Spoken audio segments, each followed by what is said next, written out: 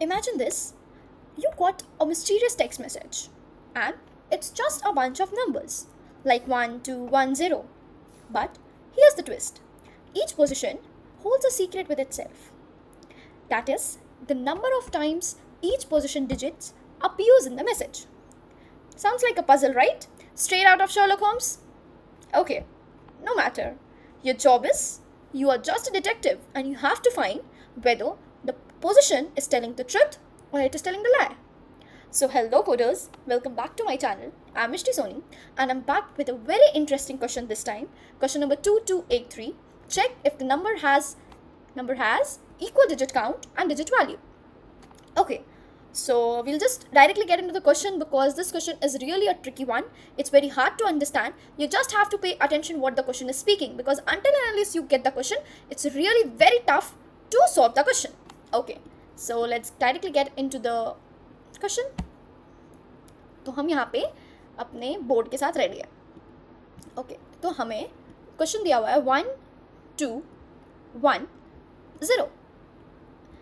अब ऐसा है कि हमें इस क्वेश्चन में क्या करना है कि हमें देखना है कि इसका जो पोजीशन है और जो एक्चुअल में नंबर है क्या वो मीट कर रहा है. What does that mean? इसका इंडेक्स है 0, ठीक है, index 0, index 1, index 2 and index 3, index 3, ठीक है. सिंपल क्या करना है, हमें चेक करना है कि 0 इंडेक्स पे जो है, अब हमें सिंपली चेक करना है कि क्या 0 कितनी बार इस क्वेश्चन में आया है. इस क्वेश्चन में 0 कितनी बार आया है. हम अपना काउंट अलग रखते हैं, ठीक है, हम अपना काउंट अलग रखेंगे. कलर ही चेंज कर लेते हैं मे बी, ठीक है. हम अपना काउंट अलग रखेंगे. सिंपल हम पहले यहाँ पे एक वो बना लेते हैं, ठीक है. हम यहाँ पे देख रहे हैं ये वाले हमारा जो ऑलरेडी क्वेश्चन गिवन है उसका देख रहे हैं. 0 जो है वो कितनी बार आ चुका है, एक बार. 1 जो है वो कितनी बार आ चुका है, 2 टाइम्स. मैं लिख देती हूँ क्लियरली. और 2 जो है वो 1 टाइम्स, ठीक है. इतना आपको शायद समझ में आ गया होगा मैंने क्या लिखा कि 0 एक बार है, ठीक है, 1 2 बार है और 2 एक बार है. अब हम मैच करेंगे कि यहाँ पे जो भी लिखा हुआ है क्या वो इससे मैच कर रहा है, क्या मैच कर रहा है. मैं आपको एक्सप्लेन करती हूँ. ओके, हमें सिर्फ सिंपली चेक करना है. ओके, पूरा ही मिट गया. जैसे हमारा था 1 2 1 0. हमें चेक करना है कि ये जो 1 है वो सॉरी ये जो 0 है वो जो ये जो 0 है वो सिर्फ एक बार आ रहा है. 1 2 बार आना चाहिए, 2 1 बार आना चाहिए और 3 0 टाइम्स आना चाहिए. तो अब हम चेक करते हैं क्या 0 सिर्फ एक बार आया है, हाँ. क्या 1 2 बार आया है, हाँ. क्या 2 1 टाइम्स आया है, हाँ. और 3 0 टाइम्स, क्योंकि उसका कोई काउंट ही नहीं है. आई होप सो कि मैंने आपको क्वेश्चन थोड़ा बहुत समझा पाई होंगी मैं. हम एक और एग्जाम्पल लेते हैं 0 3 0, ठीक है. अब हम यहाँ लेंगे 0 3 0. हम इस क्वेश्चन में कुछ भी करने से पहले हम सिंपली अपना एक बोर्ड बना लेंगे, स्कोर बोर्ड बोल सकते हैं. 0 कितना टाइम्स है, 2 टाइम्स. 3 और 3 कितने टाइम्स है, 1 टाइम्स. अब हम लोग इसके ऊपर इसका इंडेक्स लिखते हैं, ठीक है. अब हम इंडेक्स पे बात करेंगे. 0 1 2. क्या 0 0 टाइम्स है, पहला ही गलत हो गया, ठीक है. क्या 1 3 टाइम्स है, दूसरा भी गलत हो गया. अगर एक भी गलत हो गया तो यहाँ पे केसेस हमारे फॉल्स हो जाते हैं. क्या आपको ये चीज़ समझ में आया मैंने क्या लिखा. और 2 तो है ही नहीं, 1 और 2 तो है ही नहीं, तो फिर ये पूरे केसेस गलत हो गए. क्या 0 0 टाइम्स आया, नहीं, 0 2 टाइम्स आया है. तो यहाँ पे 2 होना चाहिए था. 1 भी 0 टाइम्स आया है और 2 भी 0 टाइम्स आया है और 3 1 टाइम्स आया है. तो इसका एक्चुअल आंसर ये होना चाहिए था, ना कि 0 3 0. यहाँ पे क्या है 0 3 0. आंसर क्या होना चाहिए, 2 0 0 1 होना चाहिए. क्या मैं I was able to explain you guys. Okay, मैं एक बार दोबारा 1 2 1 0 का एग्जाम्पल लेकर के आपको समझाना चाहूँगी, क्योंकि मुझे ऐसा लगता है कि ये शायद नहीं समझ में आया होगा, क्योंकि जब मैं पहली बार पढ़ रही थी तो मुझे भी नहीं समझ में आया था. तो हमारे को दिया हुआ है 1 2 1 0. हम कुछ नहीं करेंगे, हम सिंपली अपना स्कोर बोर्ड बनाएंगे. 1 कितनी टाइम्स है, 2 टाइम्स है. 2 कितनी टाइम्स है, 1 टाइम्स है. और 0 कितनी टाइम्स है, 1 टाइम्स है, ठीक है. अब हम इसका इंडेक्स लिखेंगे. अब हम इंडेक्स लिखेंगे और सिर्फ इंडेक्स से क्रॉस चेक करवा लेंगे. अब हम इंडेक्स लिखेंगे 0 1 2 3. और हमें इंडेक्स का चेक करना है, हमें इसका वैल्यू चेक नहीं करना है. ये हमारा जो भी है वैल्यूज़ है और ये हमारा की है, जिसे हम हमेशा पढ़ते हैं ना, की वैल्यू पेयर्स. तो हम इसे की मानेंगे. ये हमारा मेन इंडेक्स हमारा की है, जो कि नहीं गिवन है. इंडेक्स हम खुद से अज्यूम करेंगे और ये जो गिवन है वो वैल्यू गिवन है, ठीक है. क्या 0 एक बार आया है, क्या 0 एक बार आया है, हाँ सही है. क्या 1 2 बार आया है? हाँ ये भी नहीं। क्या 1 2 बार आया? हाँ ये भी सही है। क्या 2 1 बार आया है? ये भी सही है। क्या 3 0 टाइम्स आया? एग्जैक्टली 0 3 एक बार भी नहीं आया, मतलब 0 टाइम्स ही आया है। I hope so I was clear to you. तो हम इस क्वेश्चन को अप्रोच कैसे करेंगे, हम इसका क्वेश्चन का काउंट कैसे करेंगे? मैंने आपको लास्ट क्वेश्चन में ही समझाया है कि हम इस टाइप के क्वेश्चन जहाँ पे हमें काउंट करना हो, हम वहाँ फ्रीक्वेंसी टेबल यूज़ करते हैं। अगर आपको नहीं पता फ्रीक्वेंसी टेबल क्या होता है, हम कैसे यूज़ करते हैं, एक बार प्लीज़ मेरे प्रीवियस वीडियो को ज़रूर देखिएगा। मैंने उसमें पूरे डिटेल में आपको समझाया है कि ये फ्रीक्वेंसी टेबल होता क्या है। बट मैं आपको एक शॉर्ट में यहाँ पे बता देती हूँ कि फ्रीक्वेंसी टेबल क्या होता है। फ्रीक्वेंसी टेबल बेसिकली क्या होता है कि एक टेबल होता है, ठीक है, जैसे कि 0 1 2 3 4 5 6 7 8 9, क्योंकि हमारे पास जो नंबर होंगे वो इतने ही तक होंगे, क्योंकि ये जो नंबर होता है वो 0 से लेकर 9 तक ही हो सकता है, ठीक है। तो ये इसका काउंट रखता है, ठीक है, कि इसका काउंट रखता है। ये नहीं होता है टेबल, ये टेबल नहीं होता है, ये तो कीज़ होते हैं। इसके वैल्यूज़ को एक टेबल में स्टोर किया जाता है, वो होता है फ्रीक्वेंसी टेबल, यानी कि इसके फ्रीक्वेंसी को स्टोर किया जाता है कि 0 कितनी बार आया। हमने क्लास 9 10 में भी हमने पढ़ा था, जब हम स्टैटिस्टिक्स पढ़ते थे तो हम उसमें फ्रीक्वेंसी यूज़ करते थे, हमेशा टर्म यूज़ करते थे कि फ्रीक्वेंसी एक टर्म होता है कि वो बताता है कि कौन कितनी बार आया है।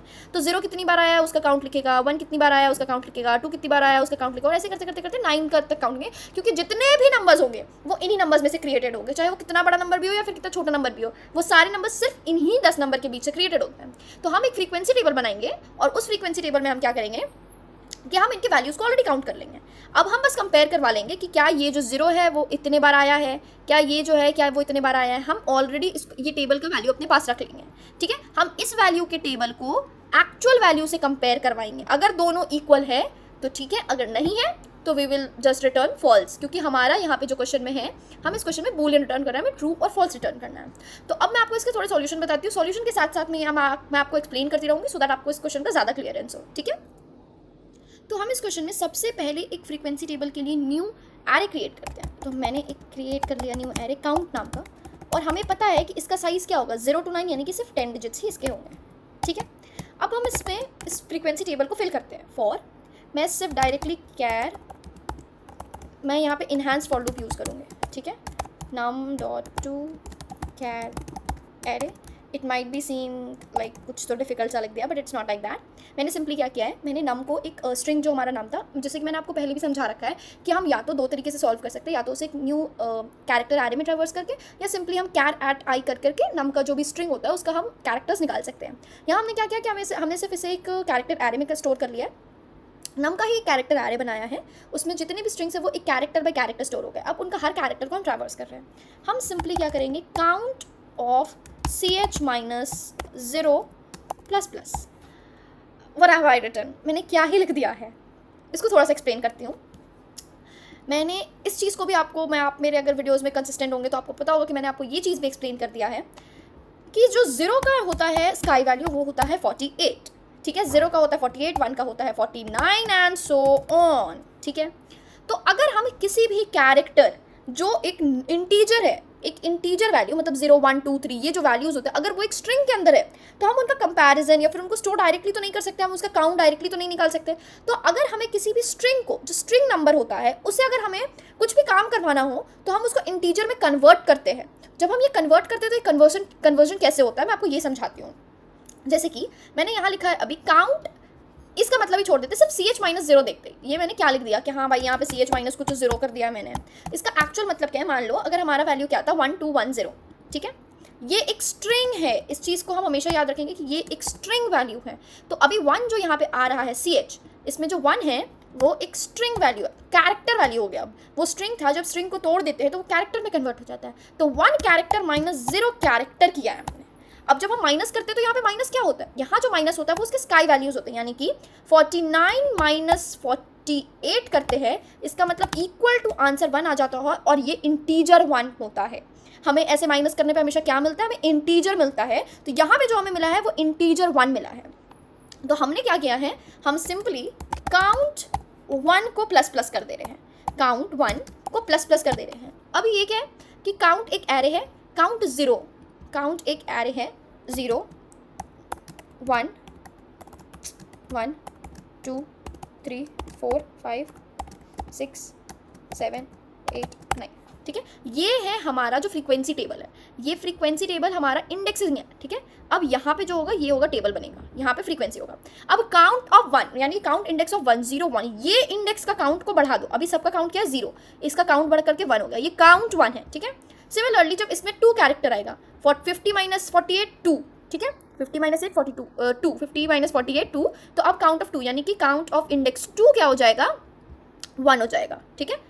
अब फिर काउंट ऑफ 1, फिर सिंपली 1, तो अब इसका काउंट एक और बढ़ जाएगा, प्लस प्लस हो जाएगा, तो ये काउंट बढ़ करके 2 हो जाएगा, फिर ये काउंट हो जाएगा ये। अब हमें सिर्फ सिंपली क्या करना है, इसको चेक करवाना है, इसको कंपेयर करवा लेना है कि क्या 0 इंडेक्स पे क्या है 1, तो क्या 0 का वैल्यू इसमें भी हमने एक ऑलरेडी बना रखा होगा कि 0 का वैल्यू क्या 1 है, हाँ 1 है। तो अब हम इसकी वैल्यू को चेक करवाएंगे इस वैल्यू से, ठीक है। मैं आपको कोड लिख के समझाती हूँ। आई होप सो कि मैंने आपको यहाँ क्या लिखा है वो क्लियर होगा कि मैंने काउंट के अंदर क्या डाला है और वो कैसे वैल्यूज़ बढ़ रहा है। अब हम सिंपली क्या करेंगे, हम एक नॉर्मल फॉर लूप चलाएंगे, int i equals to 0, i less than num dot length i plus plus, ठीक है। अब हम क्या करेंगे, इसमें सिंपली यहाँ पे कंपेयर करवाएंगे। क्या लिखते हैं, count of i not equals to num dot char at i minus 0। I explain what is this. अगर ये नॉट इक्वल है तो return false, else return true. हम रन करके देखते हैं, अगर ये रन होगा तो फिर आई सी कि अगर कुछ ना रन हो तो फिर मैं पहले उसे सही करूँगी, फिर आपको एक्सप्लेन करूँगी। बट या इट्स ऑल क्लियर। अब मैं आपको एक्सप्लेन करती हूँ कि मैंने कोड क्या लिखा था। मैंने सिंपल नॉर्मल फॉर लूप चलाया है और मैंने क्या किया है, इस कोड को चलो कॉपी पेस्ट करते हैं यहाँ पर हमारे बोर्ड के अंदर, और हम यहाँ देखते हैं हमारा वैल्यू क्या था। हम यहाँ पे अपना वैल्यू भी लिख लेते 1 2 1 0, ओके। काउंट ऑफ i, अभी i क्या है, i का वैल्यू हम ट्रैवर्स कर रहे हैं, तो i का वैल्यू अभी यहाँ है हमारा 0, ठीक है। तो काउंट ऑफ 0 हम साथ साथ यहाँ पे भी देखते जाएंगे। काउंट ऑफ 0 मतलब 0 इंडेक्स का काउंट क्या है, 0 इंडेक्स का काउंट 1। और num डॉट कैर एट, जो num स्ट्रिंग है, ये जो पूरा स्ट्रिंग है, इसके कैरेक्टर एट इंडेक्स देने से हमें एक इनबिल्ट फंक्शन है, जो इनबिल्ट मेथड है जिसमें हम कैरेक्टर पास करते हैं, इंडेक्स पास करते हैं, तो हमें वो कैरेक्टर रिटर्न कर देते हैं। तो हमने यहाँ पे 0 कैरेक्टर इंडेक्स पास किया तो हमें कैरेक्टर 1 मिला। तो क्या ये और ये इक्वल है, हाँ इक्वल है। मैं आपको इसको थोड़ा सा बड़ा करके लिख देती हूँ। इसका आंसर है 1 2 1, ठीक है। इसका आंसर ये मिला हमें। अब क्या ये सही है, हाँ सही है। अब काउंट बढ़ करके क्या हो गया 1 हुआ। अब काउंट यहाँ पे 1 हुआ।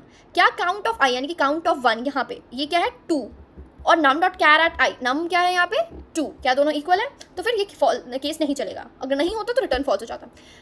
मैंने यहाँ पे num dot char at i minus 0 क्यों लिखा है, क्योंकि मैं आपको फिर से बता दूँ कि हम यहाँ पे एक इंटीजर, जो काउंट में वैल्यूज़ है वो एक इंटीजर वैल्यूज़ है, तो हम एक स्ट्रिंग वैल्यू को डायरेक्टली इंटीजर वैल्यू से कंपेयर नहीं करवा सकते। तो हमें कंपेयर करने के लिए -0 कैरेक्टर करना पड़ता है, सो दैट उनके स्काई वैल्यू मैच होकर के वो कैरेक्टर इंटीजर में बदल जाए। तो सिंपली अब इससे सबमिट करके देख लेते हैं कि इस कोड में क्या कह रहा है।